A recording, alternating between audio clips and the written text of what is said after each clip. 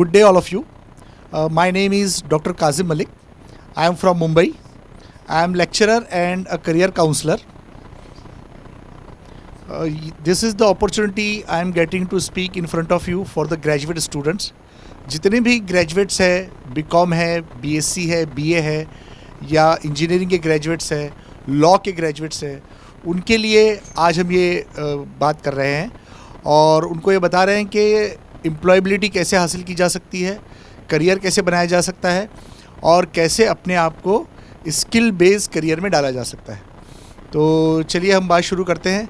सबसे पहले मैं ये बात करता हूँ कि किसी करियर को चूज़ करने के लिए आप में क्या क्वालिटी होनी चाहिए। अगर आपने ग्रेजुएशन कर लिया है तो आपको पता होगा कि आपने एक पर्टिकुलर फील्ड को क्यों चुना है। ये बहुत इंपॉर्टेंट है कि आपको पता हो कि ये फील्ड आपने क्यों चुनी है, नंबर 1। नंबर 2 ये कि इस फील्ड में स्कोप क्या है। तो फील्ड दो तरह की होती है। एक ये होती है जिसमें एग्जैक्टली स्कोप होता है, जैसे अगर कोई मेडिसिन में जाता है, कोई इंजीनियरिंग में जाता है तो वो अपनी फील्ड में आगे बढ़ता है।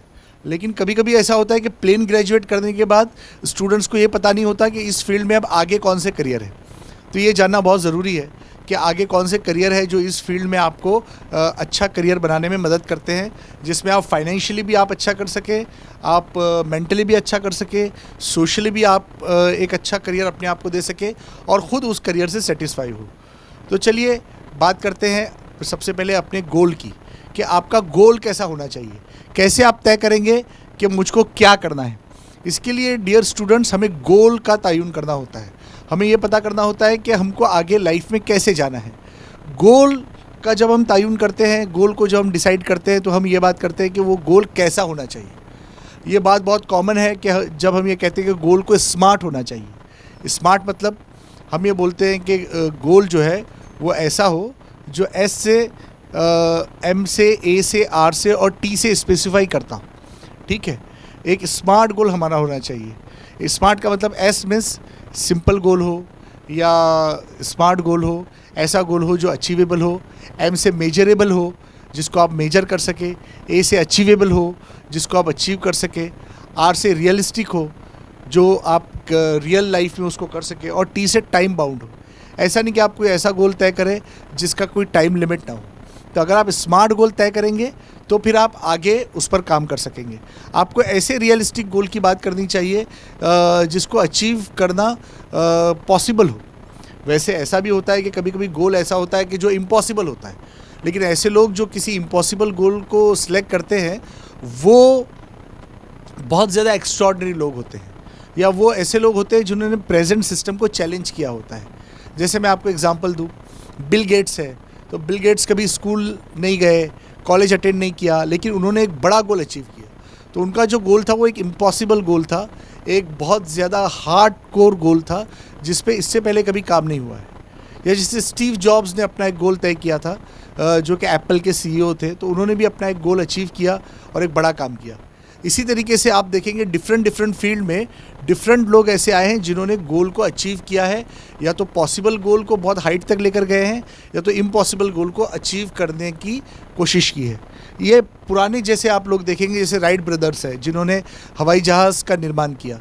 उन्होंने एक ऐसा गोल लिया था जो कि इसके पहले कभी भी अचीवेबल नहीं था और जिसको पूरा करना पॉसिबल नहीं था। या जैसे नील आर्मस्ट्रॉन्ग का गोल आप देखेंगे जिन्होंने चाँद पर अपना कदम रखा। इसके पहले चाँद पर कोई नहीं गया था। तो लाइफ में या तो ऐसा काम किया जाए जिसको इसके पहले किसी ने नहीं किया है, या लाइफ में ऐसा काम किया जाए जिसको करते तो सब है लेकिन आप जैसा करना चाहते हैं वैसा किसी ने नहीं किया है। ऐसे बहुत सारे एग्जाम्पल है डे टू डे लाइफ में, और आप जितने भी एग्जाम्पल देखते हैं, जितने भी आप सक्सेसफुल लोगों को देखते हैं, आप देखेंगे कि उनमें कुछ ख़ास आदतें होती है जिसकी वजह से वो सक्सेसफुल है। वो बहुत रियलिस्टिक होते हैं, अपने टाइम को बराबर मैनेज करते हैं और बहुत स्मार्टली अपनी लाइफ को गुजारते हैं। बहुत बड़े पॉजिटिव थिंकर होते हैं, किसी भी नेगेटिविटी को अपने आगे पीछे आने नहीं देते। ऐसे जितने लोग हैं जो उनको डिस्करेज करते हैं उनके साथ वो नहीं रहते। वो अपने साथ ऐसे लोगों को रखते हैं जो कि पॉजिटिव थिंकर हो, आगे बढ़ने का हौसला जिनमें हो और जिन्होंने अपनी लाइफ में कुछ करने की ठानी हो। ये बिल्कुल इसी तरीके से है जैसे अगर आदमी कुछ ऐसे लोगों के साथ रहे जो कि सिगरेट और शराब पीते हैं तो कुछ दिनों बाद वो भी सिगरेट और शराब का आदी हो जाता है। इसी तरीके से जब आप सक्सेसफुल लोगों के साथ उठते बैठते हैं जिन्होंने लाइफ में कुछ अचीव किया है तो आप भी उन अच्छे अचीव करने वालों के साथ अचीव करने वाले बन जाते हैं।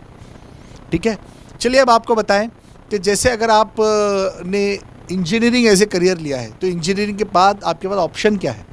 इंजीनियरिंग अब एक बेसिक डिग्री समझी जाती है, कंसिडर की जाती है, और स्पेसिफिक इंजीनियरिंग के ग्रेजुएट्स इंजीनियरिंग फील्ड ही में ही जाए ऐसा कोई ज़रूरी नहीं है।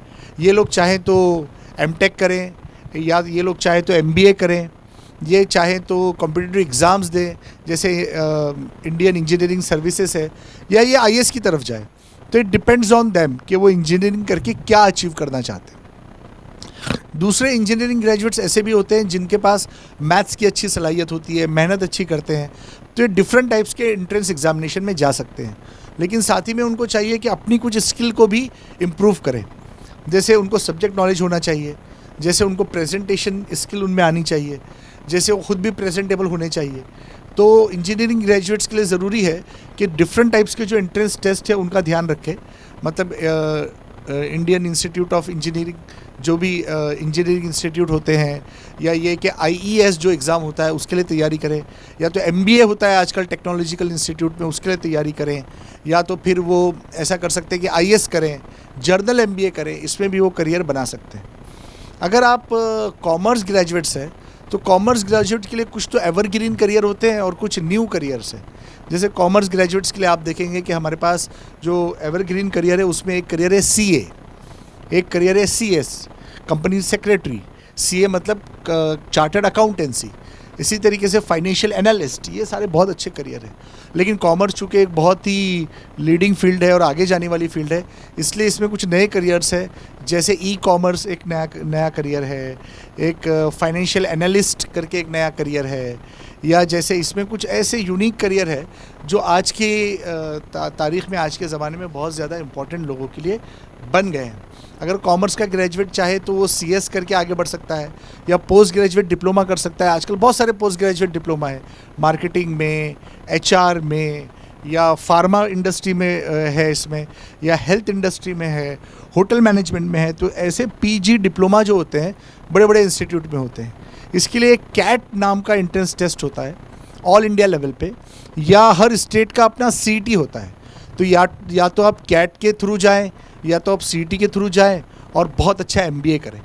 एमबीए करने के बाद ये है कि आप मल्टीफोल्ड एरियाज़ में काम कर सकते हैं, आप में मल्टी स्पेशलिटी एबिलिटी आती है, और आप अपने आप को मुख्तलिफ करियर के लिए सूटेबल करार पाते हैं।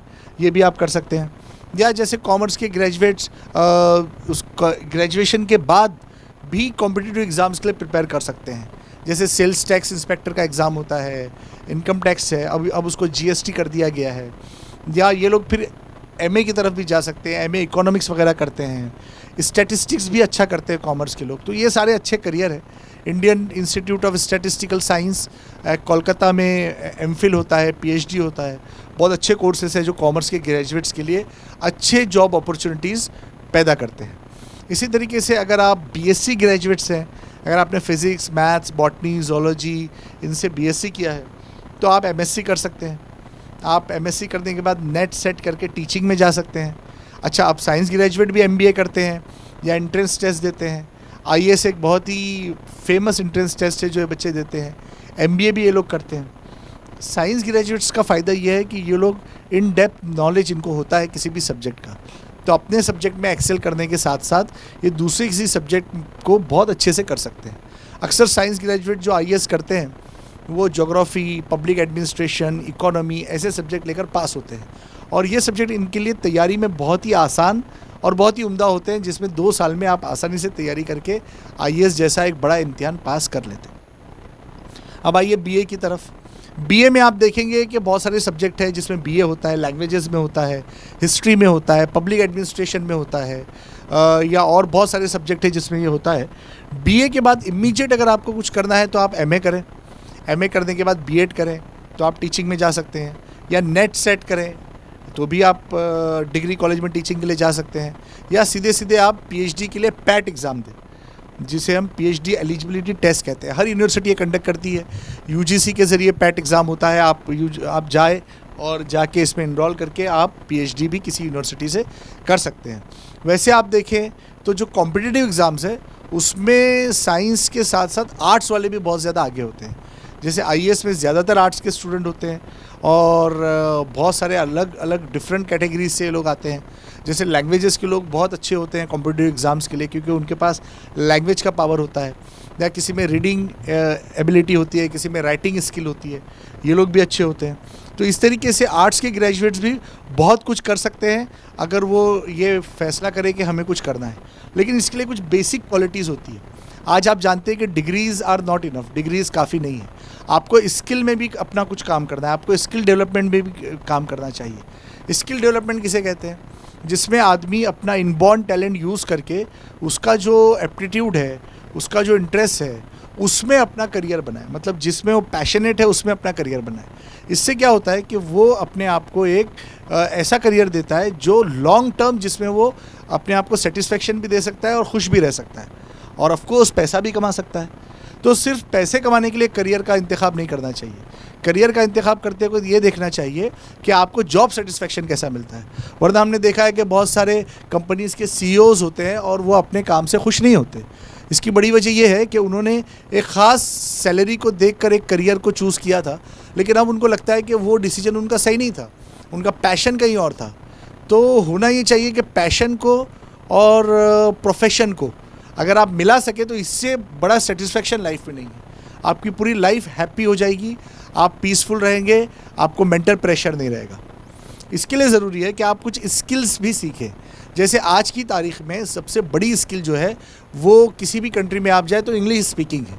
अब इंग्लिश स्पीकिंग अगर आपको नहीं आती है, if you are not able to speak in English, then how you can do excel in your career in any field. If you go, English is mandatory. मतलब कहीं ना कहीं आपको बोलना है, किसी ना किसी के साथ बोलना है, या कहीं ना कहीं किसी को ईमेल करना है, तो वहाँ लैंग्वेज, आपकी राइटिंग स्किल देखी जाएगी।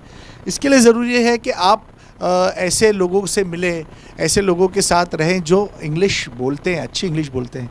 या अगर आपको ऐसे लोग नहीं मिलते हैं, आप रूरल एरिया में रहते हैं, तो आप यूट्यूब पे ऐसे लोगों को देखें, सुने।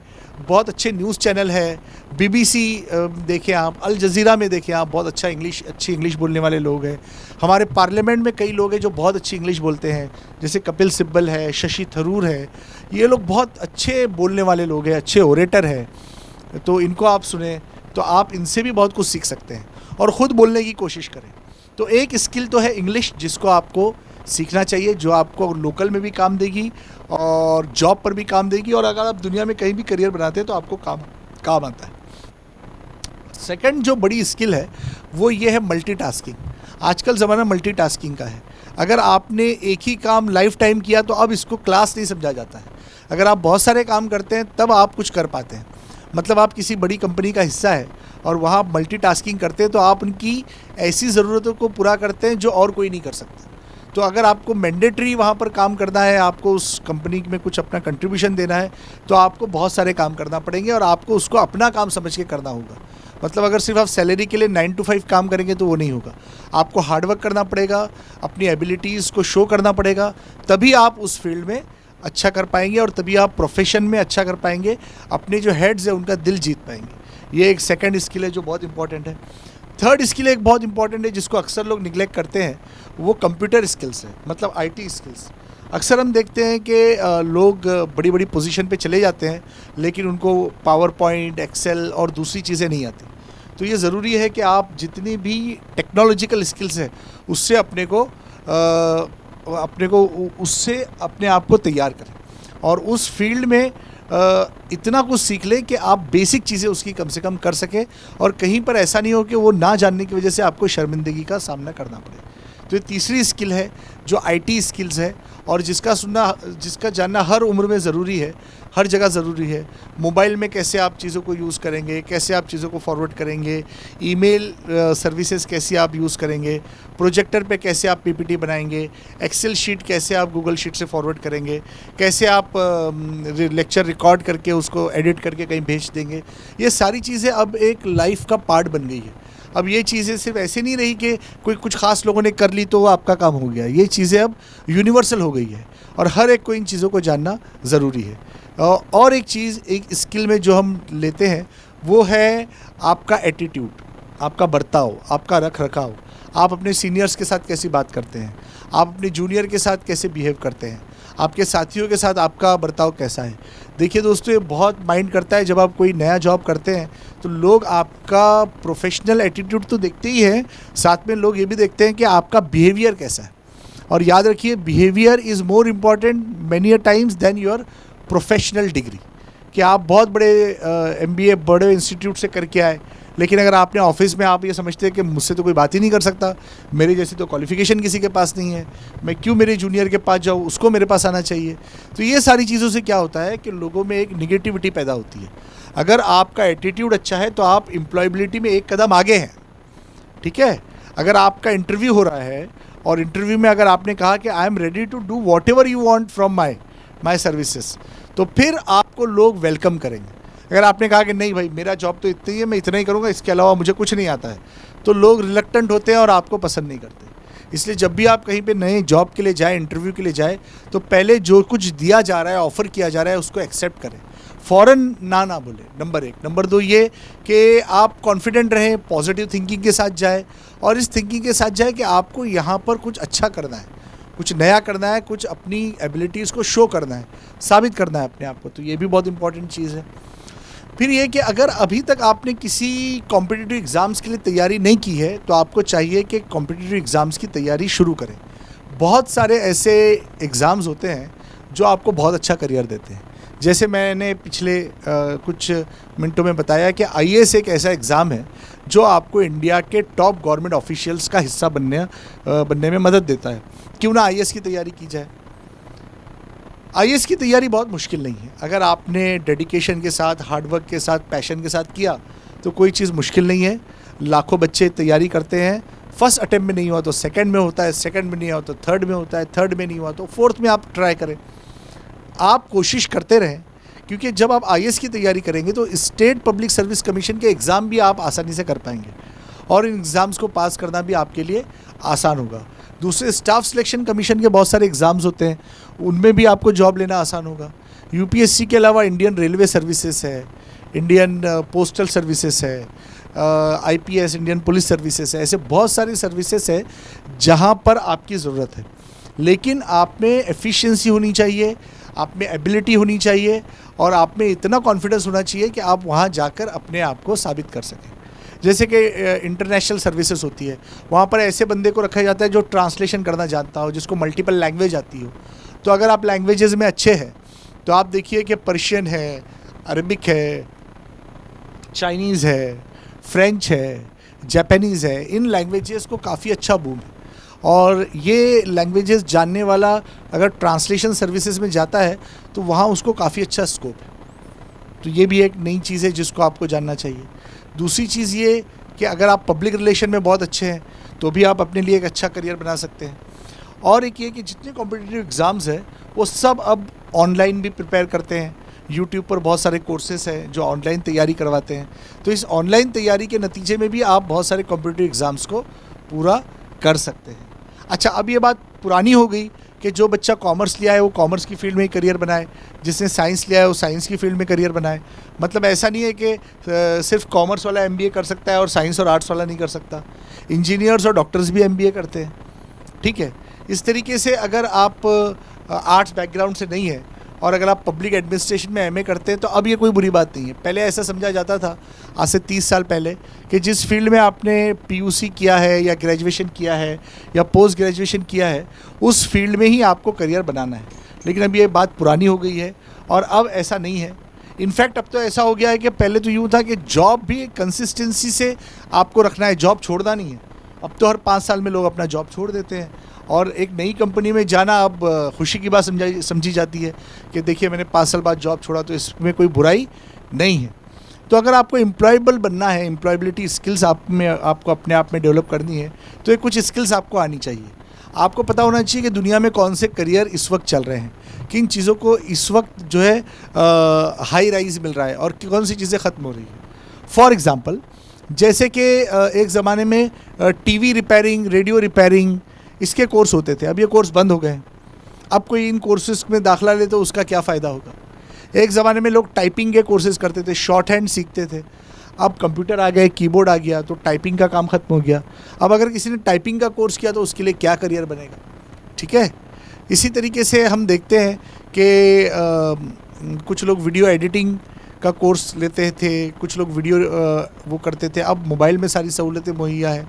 कुछ पहले बच्चे ऑटो कैड करते थे, अब ऐसे ऐप आ गए हैं कि ऑटो कैड की ज़रूरत नहीं, आप डायरेक्ट अपना क्वेश्चन दो और वो पूरा आपको एक सॉफ्टवेयर या एक पूरा प्रोडक्ट बना के दे देते हैं।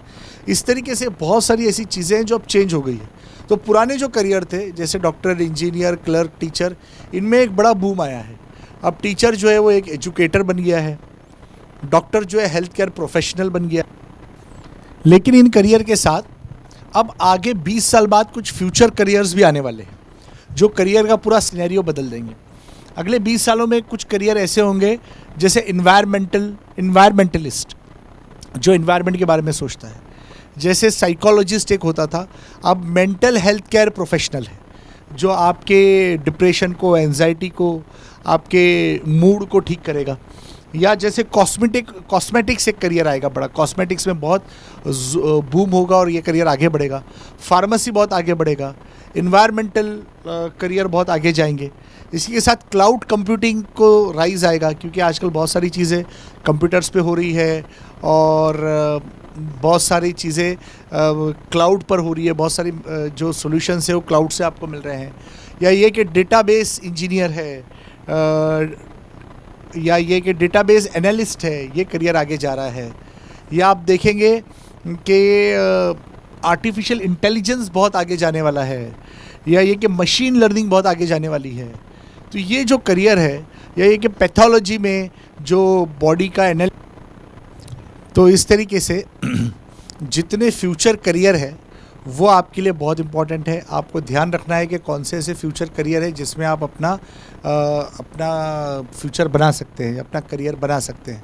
इसमें जैसे मैंने बात की, जैसे पोल्यूशन कंट्रोल मैनेजर है, जैसे इन्वायरमेंटलिस्ट है, या जैसे हेल्थ केयर प्रोफेशनल है, फार्मासिस्ट है, मेडिसिन के बारे में जो काम करता है उसे फार्मासिस्ट कहते हैं, मेडिसिन मैन्युफैक्चरिंग का जो काम करता है। या कॉमर्स में फाइनेंस के करियर है, या कॉमर्स में पोस्ट ग्रेजुएट डिप्लोमा है, एचआर मैनेजमेंट है, या हेल्थ केयर मैनेजमेंट है, ट्रैवल एंड टूरिज़म है। ये सारे करियर भी आगे चल के काफ़ी बढ़ने वाले हैं।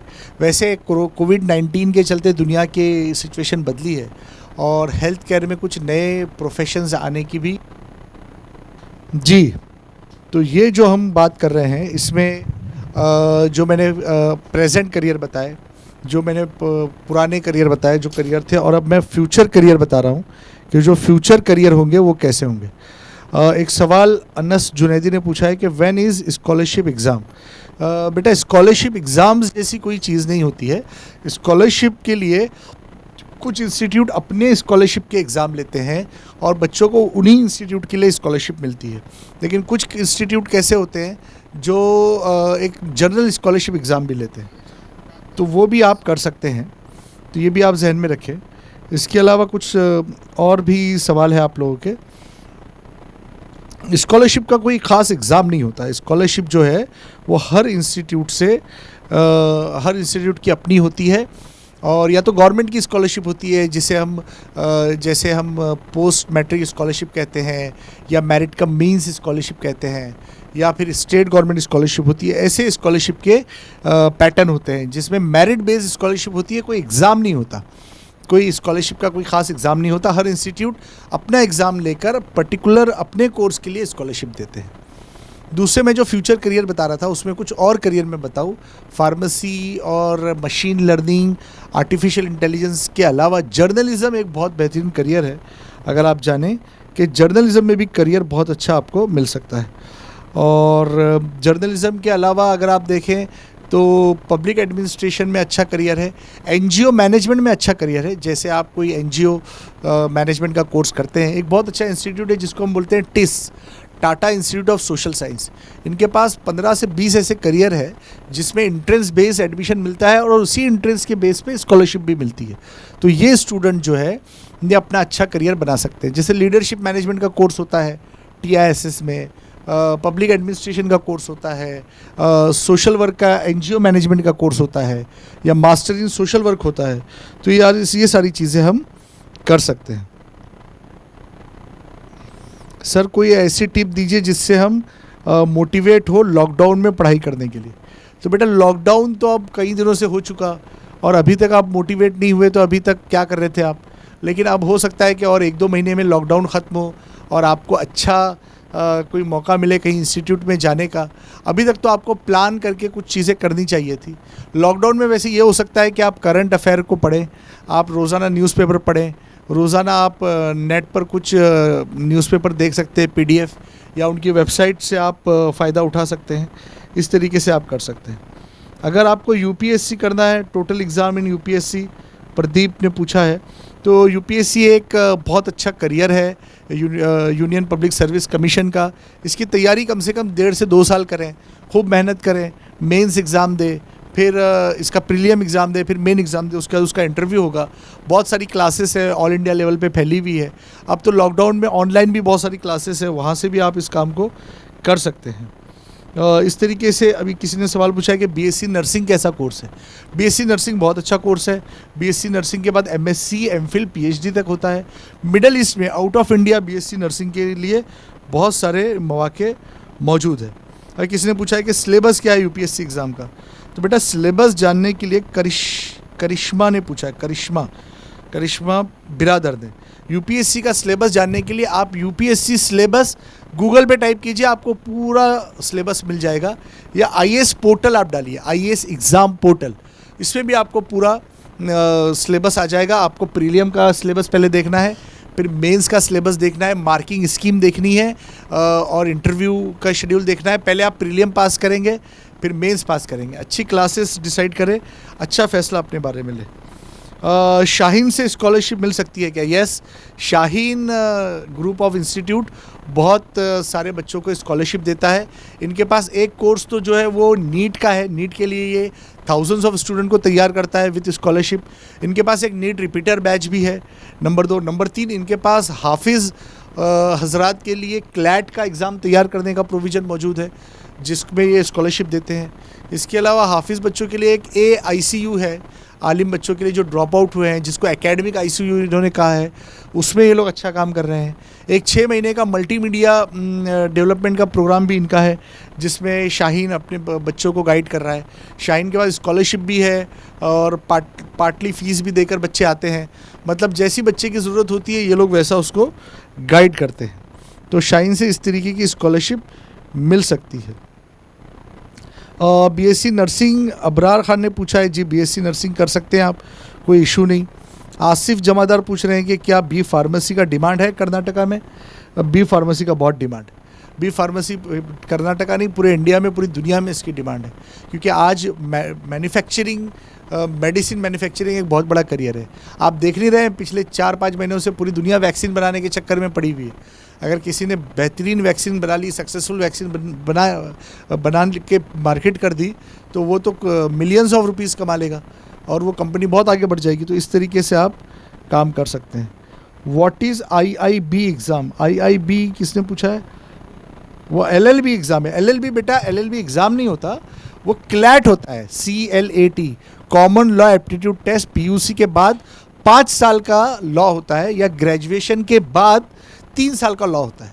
उसके लिए क्लैट दिया जाता है इंडियन लॉ यूनिवर्सिटीज़ के लिए। या अगर आपको ये नहीं देना है तो आप किसी भी स्टेट में ग्रेजुएशन के बाद उसका अपना CET दे के, लॉ CET दे के लॉ में एडमिशन ले सकते हैं। लॉ 12th के बाद, PUC के बाद 5 साल का है और ग्रेजुएशन के बाद 3 साल का है। और लॉ बहुत राइजिंग फील्ड है, बहुत अच्छे करियर है। लॉ के बाद रुकना नहीं है, आपको LLM करना है। LLM करने के बाद आप चाहें तो फॉर जज आप एंट्रेंस एग्ज़ाम दे सकते हैं, बार काउंसिल का मेंबर बन सकते हैं। 10 साल प्रैक्टिस करने के बाद एज ए जज आप तैयारी कर सकते हैं और आप बहुत बड़ी जुडिशल सर्विस कर सकते हैं। लॉ बहुत राइजिंग करियर है, अगले 30, 40, 50 साल तक लॉ बहुत अच्छा रहेगा। इनफैक्ट जो ट्रेडिशनल करियर है उनको छोड़ के लॉ का अगर आप तैयारी करें तो बहुत ज़्यादा अच्छा रहेगा। किसी ने पूछा है कि डिटेल बताए PSI एग्ज़ाम की, अली अराफात ने। तो बेटा PSI एग्ज़ाम के लिए आपको IS लेवल का एग्ज़ाम पास करना है और आपको UPSC के लेवल से ही वहाँ जाना है। 2 तरह के इसमें एग्ज़ाम्स है, हर स्टेट का अपना एग्ज़ाम होता है। फिर PSI सर्विसेज के लिए अलग से एग्ज़ाम्स भी होते हैं जिसका नोटिफिकेशन आता है। लेकिन IS के थ्रू आप जाएंगे तो आप कमिश्नर लेवल तक उसमें कॉम्पीट कर सकते हैं। वैसे आईबी के लिए, सीबीआई के लिए, पुलिस सर्विसेज के लिए, कांस्टेबल के लिए अलग अलग लेवल पे स्टेट वाइज अलग अलग एग्ज़ाम लिए जाते हैं और ये गवर्नमेंट का सर्विसेज का एग्ज़ाम ये होता है, तो आप इसमें काम कर सकते हैं। यूपीएससी एग्ज़ाम किन कक्षा में पढ़ना चाहिए? बेटा यूपीएससी, प्रदीप ने पूछा है, यूपीएससी जो है वो चाहे तो 8 से आप पढ़े, चाहे तो 10 से पढ़े, इसका एग्ज़ाम ग्रेजुएशन के बाद होगा। तब तक आपकी तैयारी तो पूरी हो जाएगी, तब तक आप अपने आप को तैयार कर लेंगे, तब तक आप जर्नल नॉलेज कर लेंगे, आप एनसीईआरटी का सिलेबस 12 तक पढ़ लेंगे और फिर आप जो सब्जेक्ट है उसमें सीसेट है, पॉलिटी है, हिस्ट्री है, एनवायरनमेंट है, जर्नल नॉलेज है, जीके है, करंट अफेयर्स है, ये सारे टॉपिक आप धीरे धीरे तैयार करेंगे तब होगा। ये 6 महीने की बात नहीं है, ये 1 साल की बात नहीं है, ये कंटिन्यूअस प्रोसेस है। तो जो बच्चा कंटिन्यू करंट अफेयर के टच में होता है, रोज़ न्यूज़पेपर पढ़ता है, रोज़ न्यूज़ को एनालिसिस करता है और जीके का उसको अच्छा ज्ञान होता है, वो स्टूडेंट आईएएस करने में उनको थोड़ी सी आसानी होती है। फातिमा ने पूछा है कि एम्स दिल्ली के लिए नीट के अलावा भी कोई एग्ज़ाम देना होता है? नहीं, अब नीट के बेसिस पर ही एम्स में दाखला मिलता है, लेकिन एम्स का एडमिशन प्रोसेस अलग होता है, वहाँ का जो कोटा है वो अलग होता है, लेकिन नीट के बेस पे होता है। पहले ऐसा होता था कि बनारस हिंदू यूनिवर्सिटी, एम्स और अलीगढ़ इनका अपना सेपरेट एग्ज़ाम होता था। अब ये एग्ज़ाम स्क्रैप करके नीट के बेसिस पर इनका एडमिशन कर दिया गया है, तो आपको नीट ही देना है, भले आप इंडिया में किसी भी यूनिवर्सिटी में एमबीबीएस करने के ख्वाहिशमंद हो। ठीक है सर, एमबीबीएस के लिए एंट्रेंस एग्ज़ाम होता होगा? भाई नेहा ने पूछा एमबीबीएस के बगैर एंट्रेंस के होता ही नहीं है। आप किसी फ्रॉड में मत आइए। एमबीबीएस के लिए नीट एग्ज़ाम +2 में कंपलसरी है, 720 नंबर का पेपर होता है और 10 से 12 लाख बच्चे बैठते हैं और पूरे भारत में 50-55 हज़ार सीट्स होती है और एमबीबीएस 5.5 साल का होता है। गवर्नमेंट कॉलेज होते हैं, प्राइवेट कॉलेज होते हैं, अनएडेड कॉलेज होते हैं। फ़ीस गवर्नमेंट कॉलेज की 1 लाख रुपए से 3 लाख रुपए तक होती है। प्राइवेट कॉलेज की फ़ीस 5-4 लाख से लेकर 20 लाख रुपए तक हो सकती है और पर एनम, और 5 साल का 5.5 साल का ये कोर्स होता है। 720 नंबर का एंट्रेंस टेस्ट होता है। कम से कम 550 के ऊपर आपके नंबर आएंगे तो आपको गवर्नमेंट में एडमिशन मिलने के चांसेस बढ़ जाते हैं। हर स्टेट में अपना 85% कोटा होता है और पूरे देश में 15% कोटा के लिए ये एग्ज़ाम लिया जाता है साल में एक बार। अगले साल 2021 में ये एग्ज़ाम मोस्ट प्रोबेबली मई ख़त्म होने के बाद जून में होगा। 720 नंबर का होगा। फिज़िक्स, केमिस्ट्री, बॉटनी, जूलॉजी के क्वेश्चन इसमें आएंगे। निगेटिव मार्किंग के साथ ये एग्ज़ाम होता है। ठीक है, चलिए आगे बढ़ें। आगे किसी ने सवाल पूछा है कि कौन से कोर्सेज होते हैं नीट के थ्रू। तो नीट के थ्रू, ये इसरार अहमद ने पूछा है, नीट के थ्रू एमबीबीएस, बीडीएस होता है। उसके बाद आयुष मिनिस्ट्री के कोर्सेज होते हैं जिसमें आयुर्वेदिक, यूनानी, होम्योपैथी ये कोर्सेज होते हैं। बैचलर ऑफ ये फिजियोथेरेपी भी होता है। इसके अलावा पैरामेडिकल के कोर्सेज होते हैं जिसमें BASLP, bachelor of auditory speech learning pathology, OT technician, optometry, MLT, dialysis technician, blood bank technician, ये सारे कोर्सेज मेडिकल में होते हैं। लेकिन जो मैंने पहले कोर्सेज बताए MBBS, BDS और आयुष के कोर्सेज, उसके अलावा ये सब विदाउट नीट होते हैं। कुछ जगहों पर नीट का स्कोर भी देखा जाता है। ठीक है, ये प्रदीप ने पूछा है कि यूपीएससी में भी रिजर्वेशन सिस्टम होता है क्या?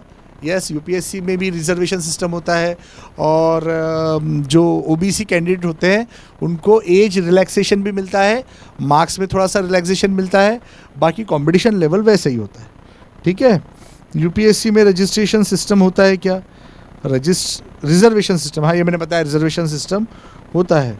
What are the categories in NEET exam? बेटा नीट एग्ज़ाम में जो कैटेगरी है ये पूछा है हमजाजिया अंसारी ने।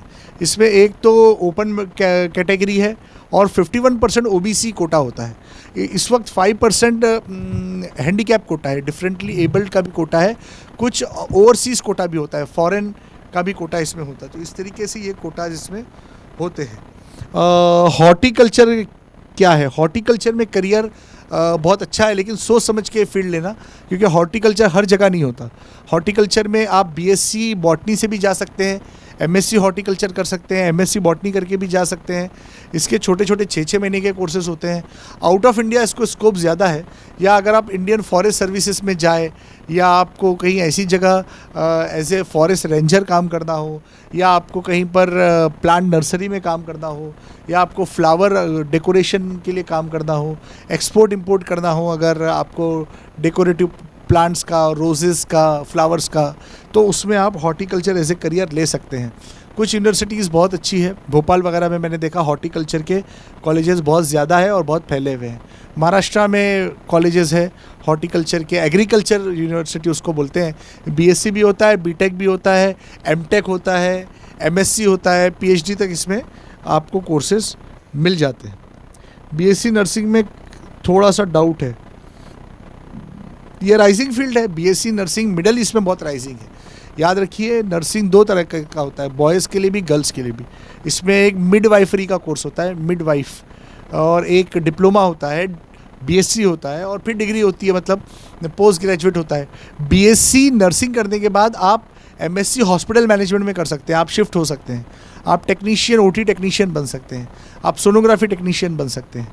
इंडिया के बाहर बहुत बड़ी तादाद में केरला वगैरह से नर्सेज जाती है और बहुत अच्छी सैलरी पे उनको वहाँ पर जॉब मिलता है, इस बात का ख्याल रखिए। अब्दुल इरफान ने पूछा how to crack KAS exam. KAS मतलब ये कर्नाटका एडमिनिस्ट्रेटिव सर्विसेज का एग्ज़ाम है।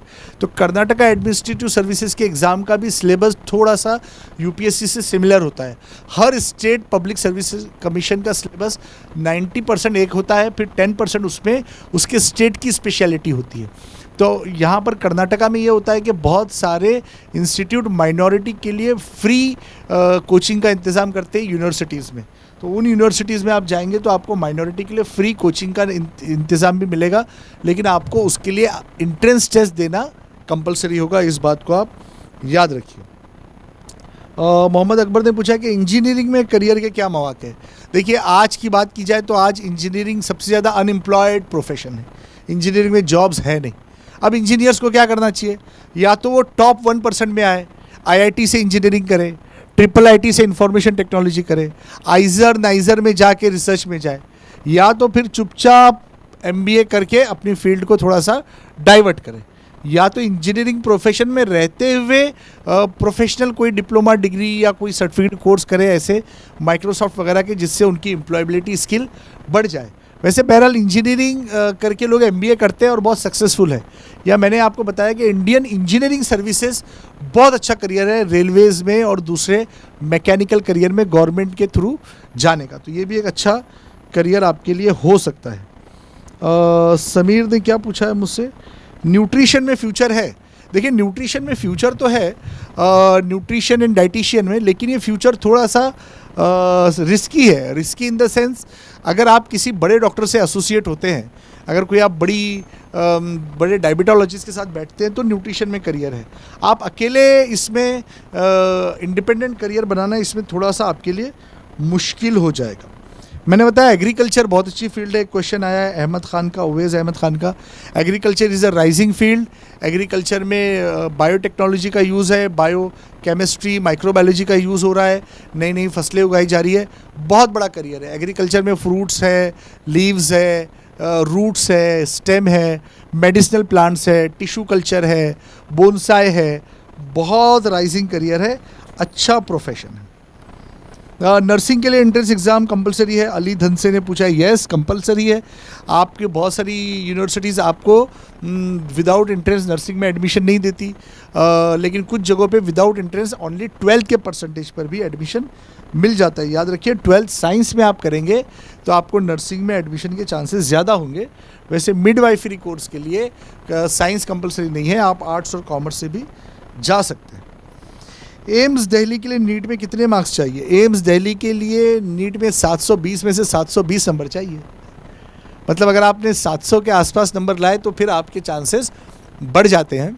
4-5 एम्स है, उसमें दिल्ली एम्स सबसे अच्छा एम्स माना जाता है। तो चलिए, हमने बहुत सारी बातें आपको बताई, बहुत सारी चीज़ें आपके साथ डिस्कस की, आपको राइजिंग करियर भी बताए। मैं ये आखिरी बात ये कहना चाहता हूँ कि अगर आपको कुछ करना है लाइफ में, आगे बढ़ना है, तो आप एक अपने आप फोकस करें, गोल सेट करें, स्मार्ट गोल तय करें, अपने लाइफ का विजन स्टेटमेंट बनाएं, खूब मेहनत करें, पॉजिटिव एटीट्यूड के साथ रहें। और degree is not enough, skill development में अपना काम करें, स्किल के साथ आगे बढ़ें, तो आप अपने आप को बहुत अच्छा करियर दे पाएंगे। और मेरी दुआ है कि ये लेक्चर आपके लिए बेनिफिशियल हो।